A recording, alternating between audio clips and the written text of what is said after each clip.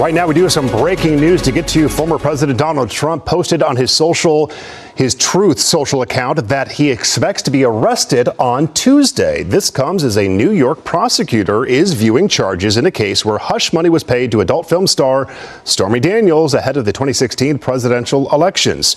Trump is urging his followers to protest. New York law enforcement officials have been making security preparations in case Trump is indicted. ABC News has not verified the claims, and the Manhattan District Attorney's Office has not commented about the post or possible arrest. Okay, so this is absolutely massive, and we need to talk about what's happening on Capitol Hill right now. Because Congress is in complete chaos as bipartisan committees ramp up the pressure and formally demand sworn testimony from multiple Trump allies. We're talking about Rudy Giuliani and Steve Bannon and Mark Meadows and a whole list of other people who were in Trump's inner circle during the most controversial moments of his presidency. This is all happening amid ongoing investigations into the January 6th attack and the Epstein files and allegations of witness tampering and conspiracy and obstruction of justice, and the pressure is intensifying to a level we haven't seen before, with subpoenas flying left and right and threats of contempt proceedings if people don't cooperate. But before we go any further, real quick, let's be honest, you can't really trust mainstream media anymore. That's why we built Pump Politics, to bring you real stories, real context, and no corporate spin. If you want to stay ahead of the headlines, join our free newsletter. We'll send the news straight to your inbox every day. Just click the link in the description to join. And if you just want to support what we're doing, join us. Be part of the community that actually cares about the truth. All right, let's get back to the video. In mid-November 2025, congressional committees launched a wave of new subpoenas and urgent hearing requests targeting Trump's closest political and legal confidants. And this isn't just routine oversight. This is an all-out investigative blitz. The moves came as both the House and Senate, inflamed by fresh evidence and judge-ordered document releases, are demanding on-the-record answers about Trump's efforts to overturn the 2020 election and shield Epstein-related files and obstruct ongoing federal investigations. The January 6th panel and multiple oversight subcommittees have called on Trump lawyers and advisors to testify publicly and submit all relevant communications, including emails and recordings and internal White House materials. Claims of executive privilege that Trump allies have been hiding behind for years have been largely rejected as pressure mounts for transparency and accountability. Top Trump allies, including Rudy Giuliani and Steve Bannon and Mark Meadows and various conservative lawyers, are facing urgent requests for testimony, with some already under criminal indictment or receiving immunity in exchange for insider evidence. This creates a really interesting dynamic because some of these people are facing their own criminal jeopardy and have to decide whether to cooperate with Congress and potentially incriminate themselves or Trump, or to resist and face contempt charges on top of their other legal problems. Former special counsel Jack Smith has even volunteered for open testimony before Congress regarding his Trump investigations, which is absolutely unprecedented and underscores the escalating nature of the probe and the intense public scrutiny around all of this. Headlines are describing the Capitol as being in chaos, as lawmakers from both parties clash over the scope and pace and targets of these expanding hearings. The January 6th Committee and House Oversight Committee have formally subpoenaed or called for voluntary testimony from Giuliani and Meadows and Bannon and dozens of other senior Trump associates. And we're talking about people who were in the room for the most critical decisions and conversations. Special counsel Jack Smith has requested an open congressional hearing to answer questions about his investigation into Trump's classified documents and election interference, which is remarkable because prosecutors and special counsels typically avoid testifying while cases are still potentially active. The fact that Smith is willing to testify publicly tells you he believes the American people need to hear directly from him about what he found and why the investigations were conducted the way they were. The hearings are targeting both election-related issues and Epstein-related files, with Trump now publicly supporting some document releases under mounting legal and political pressure, which represents a significant shift in his strategy. The spectacle of public subpoenas and potential contempt proceedings and live testimony from Trump's inner circle offers peak drama for understanding what really happened during the most controversial moments of Trump's presidency. As both new and former officials face the scrutiny of Congress, we're seeing chaotic scenes and the promise of explosive revelations that are fueling viral debate and generating breaking headlines almost daily. Congress's aggressive pursuit of testimony from Trump's closest allies opens the door for direct accountability and it's thrusting insider secrets into the national spotlight and signaling what might be the next phase of post-Trump legal reckoning. This is the kind of political theater that captures national attention because people want to know what these insiders will say under oath and whether they'll protect Trump or save themselves. So yeah, this is a really, really big deal because we're about to hear from people who were actually in the room where it happened, as the saying goes, and they're going to be under oath, which means they face perjury charges if they lie. We need to break down exactly who's being called to testify and what Congress is trying to learn from them and what the legal implications are for both the witnesses and for Trump himself as this all unfolds. All right, so let's dig into who specifically is being called to testify and why these particular individuals are so important to understanding what happened during the critical period around the 2020 election.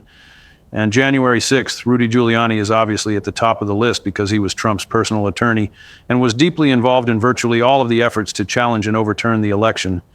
Results, Giuliani led the legal efforts in multiple swing states and was present at key meetings in the White House and made numerous public statements claiming election fraud that turned out to be false. He's already been indicted in Georgia for his role in the fake elector scheme, and he's facing disbarment proceedings and defamation lawsuits, so his legal situation is already quite precarious. Testifying before Congress creates additional risks because anything he says could be used against him in those other proceedings or could lead to new charges. Steve Bannon is another crucial witness because he was a close Trump advisor who maintained significant influence even after leaving the White House officially.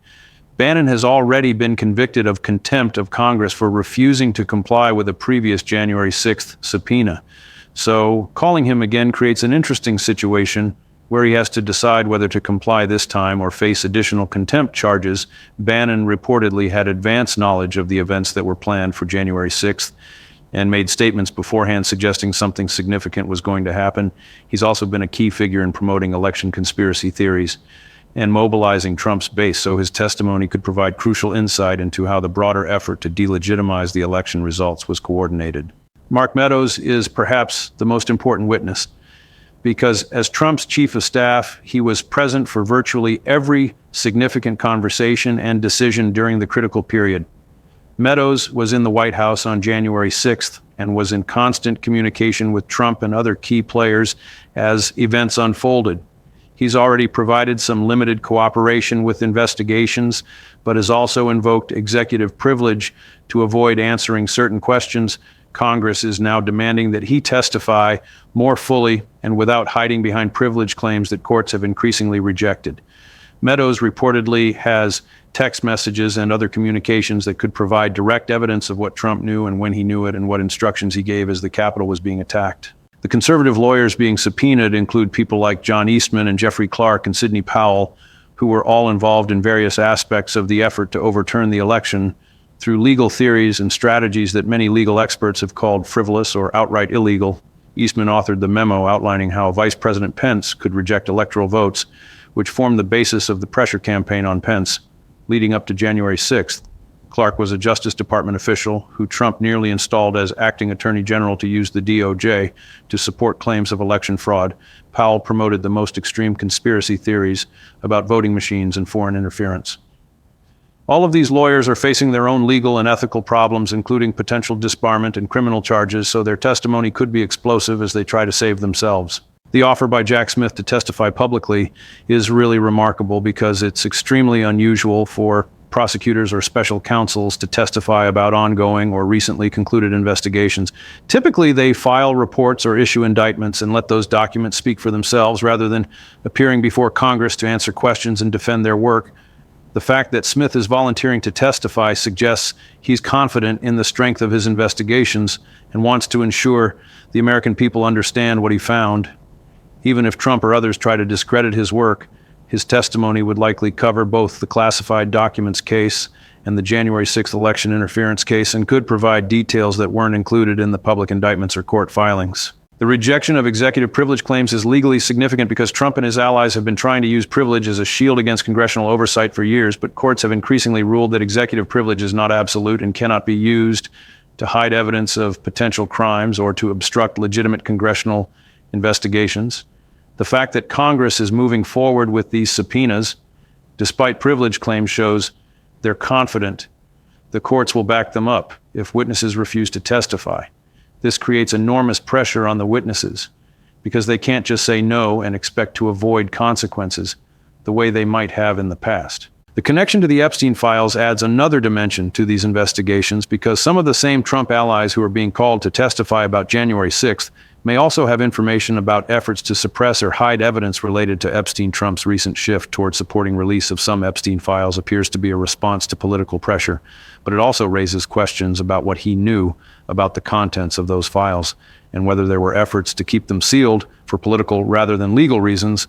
Congress wants to understand whether there was coordination between Trump and Justice Department officials to protect certain individuals or to use the files for political leverage. The witness tampering allegations are particularly serious because they suggest Trump and his allies have been actively trying to influence or intimidate potential witnesses to prevent them from cooperating with investigations.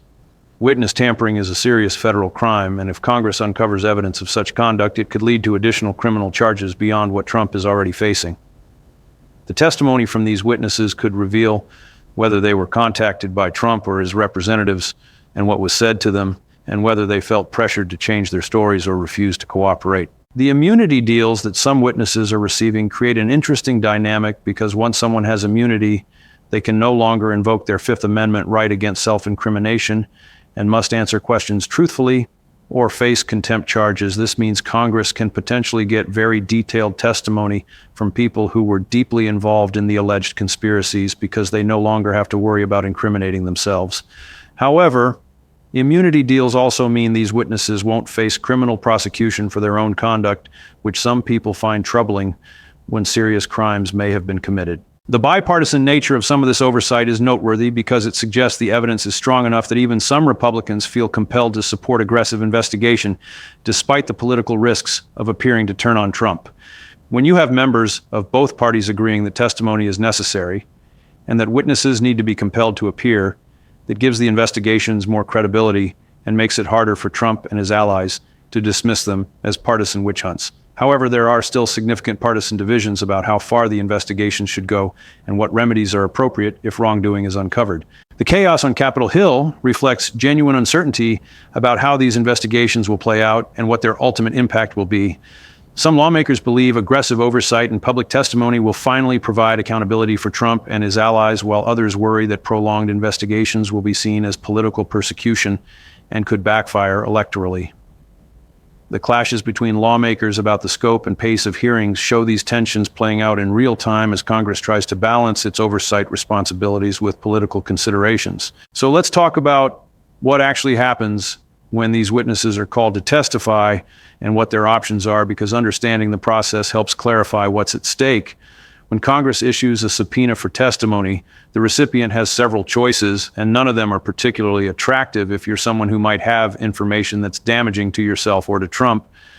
You can comply and testify truthfully, which means potentially providing evidence that could be used in criminal prosecutions or that could destroy your political relationships. You can invoke your Fifth Amendment right against self-incrimination, which protects you legally but creates a terrible public impression that you have something to hide. You can refuse to comply and challenge the subpoena in court, which costs enormous amounts in legal fees and usually doesn't succeed. Or you can simply ignore the subpoena and face contempt of Congress charges, which can result in criminal penalties, including jail time. The contempt of Congress option has been tested recently with Steve Bannon and Peter Navarro both being convicted and sentenced to jail time for refusing to comply with January 6th subpoenas. This creates a precedent that makes it much riskier for other witnesses to simply defy Congress because they now know the consequences can be quite serious. However, some Trump allies may calculate that serving a few months in jail is preferable to testifying against Trump and facing the wrath of his supporters or potentially incriminating themselves in ways that could lead to much longer prison sentences. These are difficult strategic decisions that depend on each individual's specific legal situation and their tolerance for risk and their assessment of Trump's political future. The public nature of these hearings is important because it means testimony will be broadcast live and analyzed extensively by media and legal experts. This creates enormous pressure on witnesses to be truthful, because any lies or inconsistencies will be immediately identified and could lead to perjury charges. It also means the American people get to watch and evaluate the testimony for themselves rather than relying on secondhand accounts or partisan interpretations. The January 6th committee's previous hearings showed how powerful public testimony can be in shaping public opinion, Even in our polarized environment, witnesses like Cassidy Hutchinson, who testified about what she witnessed in the White House on January 6th, had significant impact because she was credible and specific, and her testimony was corroborated by other evidence. The coordination between congressional investigations and criminal prosecutions is a delicate issue because Congress and prosecutors have different goals and operate under different rules. Congress is trying to uncover facts and inform the public and potentially recommend legislative reforms, while prosecutors are trying to build criminal cases that can result in convictions. Sometimes these goals align, but sometimes they conflict, because Congress might want to grant immunity to get testimony, while prosecutors want to preserve the ability to criminally charge those same witnesses. The Justice Department has historically been reluctant to share too much information with Congress about ongoing criminal investigations because they worry about grand jury secrecy and witness intimidation and other concerns, but pressure is mounting for greater cooperation and information sharing, given the unprecedented nature of these cases. Jack Smith's willingness to testify publicly creates a unique opportunity for Congress and the public to understand the scope and findings of his investigations directly from the person who led them. Smith can explain what evidence he found and why he made certain prosecutorial decisions and what obstacles he faced. He can also address criticisms of his work and push back against claims that the investigations were politically motivated or conducted improperly. His testimony would likely be must-watch television given the enormous public interest in Trump's legal troubles and the question of whether anyone will ultimately be held accountable for January 6th and the attempted election overturn. The political ramifications of these hearings extend well beyond the specific legal questions being investigated, because they will dominate news coverage and shape public perception of Trump and his allies. If the testimony is as damaging as some expect, it could significantly hurt Trump's political standing and his chances in future elections. Conversely, if witnesses successfully defend Trump, or if the hearings devolve into partisan bickering that could reinforce Trump's narrative that he's being unfairly persecuted and actually help him politically, the stakes are enormous for both sides, which is why you're seeing such intense fighting over every aspect of how the hearings are conducted. The Epstein files angle adds another layer of complexity because it connects Trump to a separate scandal involving a notorious sex offender and raises questions about what Trump knew about Epstein's activities and whether he tried to protect himself or others from scrutiny. Congress wants to understand whether there was any coordination between Trump and Justice Department officials regarding the handling of Epstein-related investigations and whether any improper influence was exerted. Trump's recent statements supporting release of some Epstein files may be an attempt to get ahead of damaging revelations by appearing transparent, but it also creates expectations that more information will become public. The timeline for all of these hearings is compressed because Congress wants to complete its work before the next election cycle really heats up and before political considerations make it even harder to conduct oversight. We're likely looking at a series of hearings over the next several months, with different witnesses appearing at different times. Some hearings will be public, while others may be held in closed session if classified information or sensitive witness protection concerns are involved. The cumulative impact of all these hearings could be substantial, even if no single hearing produces a smoking gun that definitively proves criminal conduct. The legal jeopardy for Trump himself continues to mount as more evidence becomes public and more witnesses testify. Even if he avoids criminal conviction due to presidential immunity or political considerations, the historical record is being created through these congressional investigations and court proceedings. Future historians will have extensive documentation of what Trump did and said during this period, and that legacy is being shaped by each day of testimony and each document release. For someone as concerned about his reputation and legacy as Trump reportedly is, that has to be deeply concerning, even if he maintains public bravado. So, where does this leave us as Congress demands testimony from Trump's inner circle and prepares for what could be the most significant hearings since Watergate? We have major Trump allies facing subpoenas and contempt threats and difficult choices about whether to cooperate or resist. We have Jack Smith volunteering to testify publicly about his investigations, which is unprecedented. We have judges rejecting privilege claims and ordering document releases. We have bipartisan support for at least some aspects of the oversight. And we have chaos on Capitol Hill as lawmakers clash over how aggressively to pursue these investigations. The coming weeks and months will determine whether these hearings produce meaningful accountability or whether they become another chapter in the ongoing political warfare that has characterized the Trump era. Either way, the testimony from Trump's closest allies is going to provide crucial insight into what really happened during some of the darkest moments in recent American political history, and the American people deserve to hear that testimony and judge for themselves whether laws were broken and democracy was threatened. The walls may be closing in, as some commentators suggest, or this may be another case where Trump manages to survive and evade consequences as he has so many times before. But the difference this time is the sheer volume of evidence and witnesses pointing in the same direction toward systematic efforts to overturn an election and obstruct justice. And that's something that's very difficult to explain away or dismiss as partisan persecution when it comes from so many sources with so much corroboration.